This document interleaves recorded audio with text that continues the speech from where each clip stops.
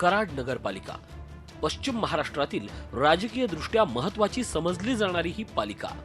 या ठिकाणी माजी मुख्यमंत्री पृथ्वीराज चव्हाण यांच्यासह अनेक दिग्गजांची प्रतिष्ठा पणाला लागली आहे। कराड नगरपालिकेसाठी 14 प्रभागातून 29 नगरसेवकांसाठी लढत होणार आहे। त्यासाठी एकूण 236 अर्ज भरलेत। नगराध्यक्ष पद इतर मागास प्रवर्ग स्त्रियांसाठी आरक्षित असून त्यासाठी एकूण 14 उमेदवारी अर्ज दाखल झालेत। पश्चिम महाराष्ट्रातील महत्त्वाची नगरपालिका म्हणजे कराड नगरपालिका। कराड नगरपालिकेसाठी चौरंगी लढत होत असून माजी मुख्यमंत्री पृथ्वीराज चव्हाण यांच्या यशवंत जनशक्ती विकास आघाडीच्या माध्यमातून ही निवडणूक लढत असून आमदार बाळासाहेब पाटील यांच्या सत्ताधारी लोकशाही आघाडी याचबरोबर भारतीय जनता पार्टीने देखील या ठिकाणी जोरदार तयारी केली आहे। याचबरोबर MIM आणि शिवसेनेने देखील या ठिकाणी उमेदवार दिलेले आहेत आणि यामुळे कराड नगरपालिकेची आगामी निवडणूक ही अटीतटीची होणार एवढं मात्र नक्की। काही अपवाद वगळता गेली 15 वर्ष सलग राष्ट्रवादी काँग्रेसचे आमदार बाळासाहेब पाटील यांच्या नेतृत्वाखालील लोकशाही आघाडीची सत्ता कराड नगरपालिकेत आहे। गेल्या 5 वर्षात लोकशाही आघाडी आणि उदयनराजे समर्थक राजेंद्र सिंह यादव यांच्या यशवंत विकास आघाडीची सत्ता होती।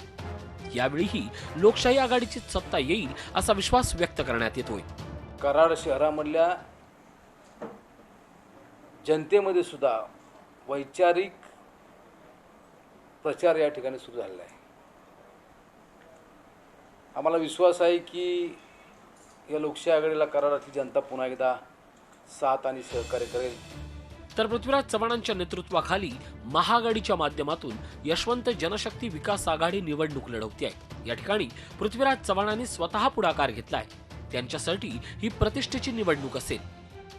3-4 आघाड्या होत्या, वेगवेगळ्या आघाड्या अशा न करता सर्वांनी एकत्र येऊन आम्ही या निवडणुकीला सामोरं जाण्याचा निर्णय घेतलेला आहे। शहरामध्ये सगळी कामं अतिशय नियोजनपूर्वक केली। या 5 वर्षांमध्ये या आघाडीवर कुठल्याही प्रकारचा कसलाही आरोप कुणीही केलेला नाही, विरोधकांनी सुद्धा केलेला नाही आणि जे आता सत्तेतून बाजूला गेले त्या लोकांनी सुद्धा आमच्यावर कुठलाही दोषारोप ठेवलेला नाही। आम्हाला या शहराचा अतिशय मायक्रो प्लॅनिंग करून अतिशय नियोजनबद्ध पद्धतीने आम्हाला विकास करण्यास अपेक्षित आहे। त्यामध्ये शहराला ॲक्सेस करणारे अनेक पूल असतील, जे 24/7 मोठ्या ज्या योजना 24/7 असतील, अंडरग्राऊंड ड्रेनेज असतील, ह्यामध्ये काही लोकच काढण्याचे फार मोठे प्रश्न आहेत। भाजपनेही कराडमध्ये सत्ता संपादन करण्यासाठी जोरदार मोर्चे बांधणी केली आहे। भाजपनं आमदार विलासकाका पाटील उंडाळकर यांच्या कराड शहर विकास आघाडीची हातमिळवणी केली आहे। विकासाची गंगा आणण्यासाठी आपण हा प्रयत्न केलेला आहे। जर लोकांनी साथ दिली तर लोक कशा पद्धतीने विकास होईल तो बघतीलच।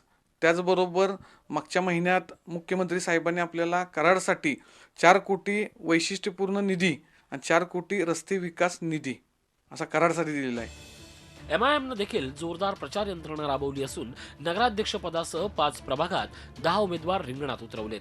याशिवाय बहुजन समाज पार्टीसह अन्य राजकीय पक्षांचे समर्थक निवडणूक रिंगणात असून अपक्षांची मोठी संख्या पाहता कराडमध्ये अनेक प्रभागात चौरंगी किंवा बहुरंगी लढती होणार हे स्पष्ट झालंय।